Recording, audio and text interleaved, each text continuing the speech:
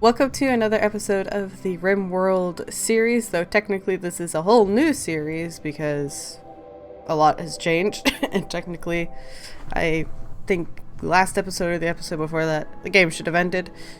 But I'm trying to decide on a new world and characters and stuff, but I just wanted to show you that world because there was so little to it.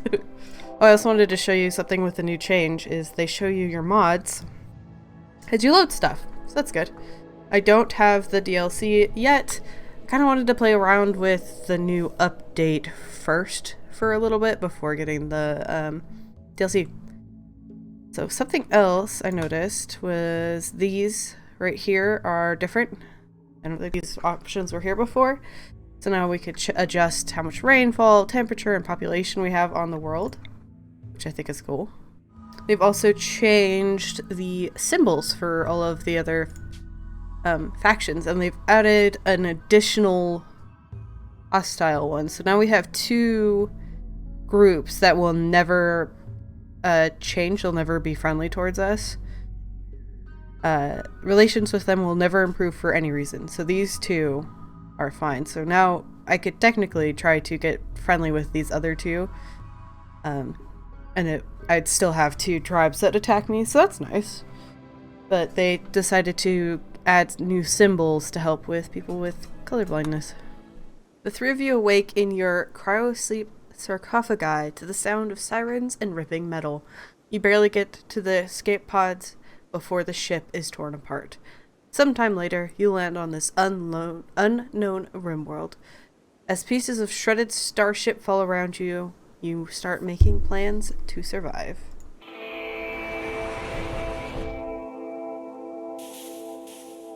Let's give that a pause there. What do we got here? The ocean. Yes, I decided to go with an ocean this time. And we do have more interesting ruins. That's really exciting. That's something that came with the new 1.1. Is it comes with these new cool ruins instead of just boxes everywhere. It actually looks like they used to be buildings. Oh yeah, and they came with new animals. We got horses. Here's another ruin, some doors and stuff. One out here by the ocean. Yeah, I like the new shapes, and I like that they have these urns. Let's look at... oh, we have so many things over here. Okay, so they do count as art. So I wonder if we can uninstall. Yeah, we could take it for ourselves. Alright, what do we got over here? Terrain affordance. So I think it's showing places where it's either slow or not passable, maybe? Oh, this relates to what kind of buildings can be constructed on each in location. Okay. Fertile. Okay, so this shows an easier way to see where things are super fertile and where it's not. So we went with a large hill oceanside area. You can see this is where we're at. We're kind of close to some people. Let's see, how long does it take to get from here to here? We're about a day or two away from us, so that's good. This is our world. I'm excited to be by the ocean. Yeah, I like these ruins so much better. We also have new tabs down here, so now we have quests. And this is mostly going to be from the DLC, which I don't have yet. History. Haha. And oh, here's our factions. They've changed that symbol. Yeah, here's our extended or extra furniture. These look really nice. I like this simple bed. Let's see, what does a normal bed take? 45. So it saves on 5 wood, but I like the idea of using this for like prisons and stuff. I adore we have columns now. Ooh, I forgot they gave us new stuff for security. So they gave us the barricade. Waist high barrier to use as cover from incoming shots. Barricades are ugly but provide better coverage than other low objects. Sandbags are from dirt or sand stacked to use for cover. They're ugly but provide better coverage. Oh, they use cloth now. I don't think they did before. So we'll probably be using a lot of barricades. Looks like we got some new... This is for mod. But it looks like we've got some new styles here. That's really exciting. I love all of the different stone things that they have. Sun lamp column. So it provides light and holds up the roof, I guess. Ceiling. Not sure. I think this might be mod. Ceiling light. That's really nice. Oh, we have compact salt. Interesting. This also is another area to discover. There's some gold ore, but I don't think they can go into deep water. So if we want this stuff, we're gonna have to go through. The one problem with the new these new ruins is they're not as whole. You know, we used to be able to throw up a wall and a door and we'd have a place to stay, but we don't really have that luxury this time. Oh, here's a building. This is constructed area, so this is probably the ancient danger. I don't think we looked at that one or found one in the last playthrough. It's because they're really hard to tackle if there's anything. There's like a chance that there's nothing in there. There's a chance that there's no dangerous thing and just people to recruit. There's recruitable people plus danger, or there's just danger. So I'm never really brave enough to do those. The next thing I'm trying to decide is where to build. I feel like I should probably build against the ocean, because that's defense on one side. A beehive! Ooh. I don't know where that's from or if that's in 1.1, but that's cool. Harvestable, limited lifespan. It's considered a plant. Gives us honey. Okay, I like those. That's cool. Oh, our food fell so far away. Let's meet our people. So we have Serena. And she has no shirt. She's just wearing a parka and pants, so there's that. As a child, she was a scout born into the administrators of the RimWorld colony. Serena was enrolled in a youth program that taught military scouting skills. She learned to survive in the wilderness, to obey, and to not ask questions. So she can't do art or research or craft drugs, but can do other crafting, construction, and shooting. And then she lived in the forest near a village. Though many of the villagers feared her, sick villagers would come to her to purchase salves and poultices. Never sure how to say that one. Made from the herbs that she grew in her garden. She was happy to help them for a price. So she's super not social, but she's got medical and plants, and so she's got some pretty good stuff. She doesn't want any artificial body parts, and she does not want any drugs. Which is kind of funny being an herbalist, but I suppose she doesn't want, like, hard drugs. And then that's the stuff she's missing. We've got Jackie. And he is an underworld urchin as a child.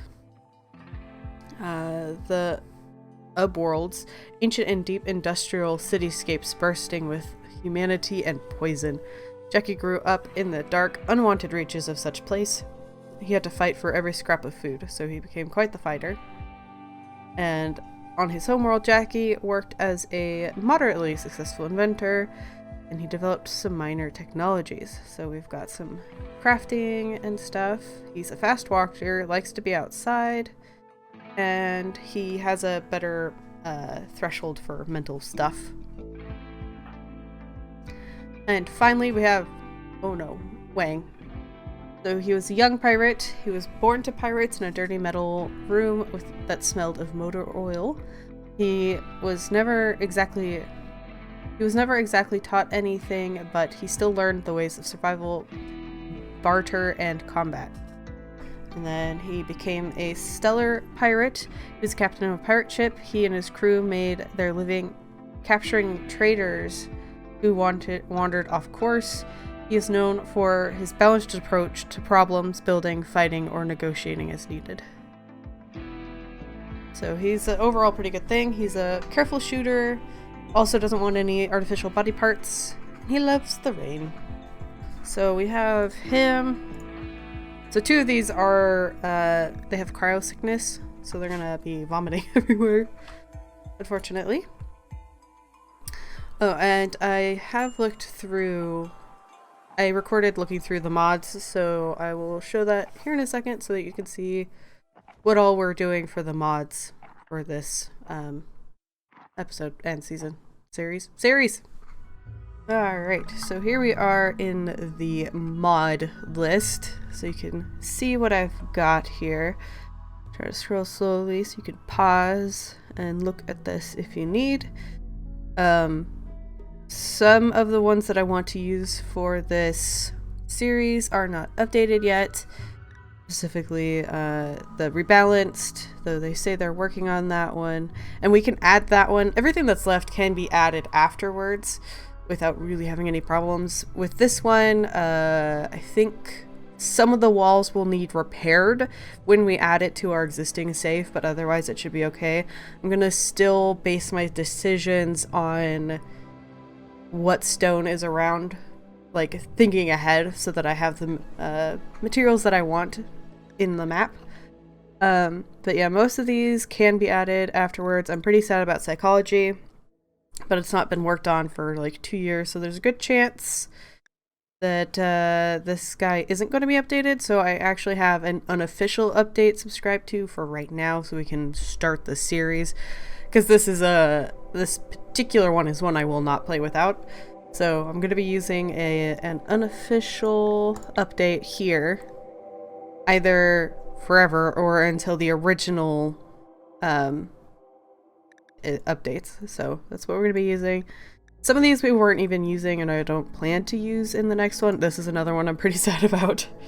I use this a lot to decide whether or not to get people, because it doesn't tell you anything about them. So yeah, like I said, most of this stuff will be added as it gets updated, but this is where we're at right now. I've added a couple new ones from the last one, specifically more art and more standard furniture, because I like decorating. So I think that's the only thing I've added since the last episode.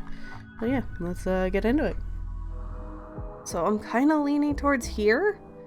So we'd have like a wall there, and then cap it off like something like that.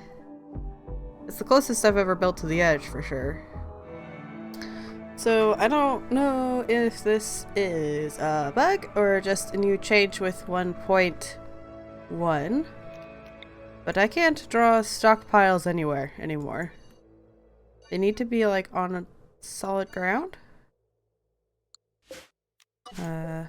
That's interesting. I don't mind that for the dump, because that's kind of where I was going to put it anyway. But that doesn't mean... That means I can't just throw it on the dirt floor in this house. I need to build a floor before that. Before I can put all of the stuff that's going to disappear in there. So that's an interesting change I wasn't prepared for. We put it on sand. We can. Okay. So, just not on dirt. So what I might do is something like this. And build a wall. Throw a door on here, and then we can roof it. And that's where we'll store everything but like the steel and stuff. So, what I've done is I've gotten priorities set up. I've gotten their time schedule set up. We'll let Serena vomit on our stuff in peace. I've kind of planned out where I want my borders. I've set up the home area. I'm gonna try to get this to be where they could sleep. And then I guess this is where I'm gonna store stuff. Set up grow zones. So if they have nothing else to do. Let's get hulling as number 1 for right now. Because I'd like to get stuff put away. Surprised how many of these walls are steel. Not complaining, that's for sure. We also have a dog. Yeah. A lab. Hi, puppy. Let's get you in the home area, please. Let's actually get who's construction. Let's get Serena doing that first so that we can get them something to sleep in. Wayne got real confused there for a second. It's about to go through that and she built the wall. And it really confused him. Why did you put that there? She's like, just get it out of my way, I don't care where it goes. See, that's why I made her deconstruct that specific spot, because like, I know they're gonna build themselves into a little space. So I fixed it. Before it was even a problem. Just gonna roof all of that, and that's just where we're gonna store stuff for now. Anything that would deteriorate by being outside. I'm wondering if this should be the fridge in the end? I don't know. I don't know if there's a difference in how much different materials keep heat or in or out. I don't think it makes a difference as long as it's like a solid thing. Maybe I'll test that off camera, but still it seems like it would be a good idea to have the fridge made out of steel. We'd have to expand it, but there's plenty of steel walls around that we could take down and repurpose for ourselves. I actually think we are going to have beds for the night, so that's exciting. I've gone ahead and drawn out some of my plans for the buildings. So we've got probably bedrooms right in these 2 spots, and then either bedrooms or building construction stuff probably out here maybe. We'll have to see. I want the garden up in this area just because we've got the nice soil. And this is my plan out for the power thing since I messed that up last time. I want to repeat that. Oh, we should build one of these guys. Ooh, so now it shows where they can reach it. So let's go ahead and stick it like out there. So I don't really think I have space for a building out here. If I did, it would be like just like a single room almost. And while that's not inherently a problem, it's a little annoying when it comes to like temperature regulation. Did you finish that bed? Finish making that bed. I don't care that it wakes up Jackie. I want Wayne to be able to sleep somewhere. Alright, good morning everybody. What are we up to? We're collecting up hopefully meals soon. Kind of the last thing I want to deteriorate. Like, these guys can wait out here. Okay, so she's building steel. And what are you up to? You're getting the meals. Good. Good to hear. Maybe power should be over in this corner. That makes sense. What do we got for options? Can we build those out on the sand? Because that'd be super useful. We did something like this, we'd never have problems with trees and stuff growing in it. So that. I don't remember the area that these guys have for power. I appreciate you repairing all of that. Can I like not repair? Because I'm going to be taking down some of these walls. Said we're going to have to get rid of this peach tree. And this one. Just because they're kind of built in my, or growing in my kitchen. Now, I'd like to articulate that realistically, putting this on the sand would be a terrible idea. There's like no structure for the weight of a windmill out there. And if the water got high, tides and all that, real bad idea. But gameplay wise, it's great. I guess there is the benefit of like winds coming from the water. So there's that. But again, it would not hold well. We'll just pretend that this granite is below and there's just a bit of sand on top. But really, it's fine. Let's go ahead and I wonder if we can build an AC.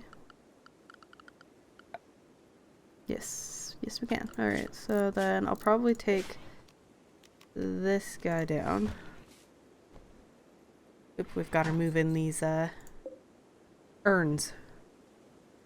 Do they look nice? Yes, we looked at that, right? Yes. We don't know whose urn they are.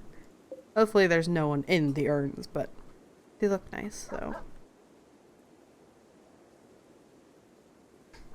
Okay, now that that's done, go ahead and give this a flip.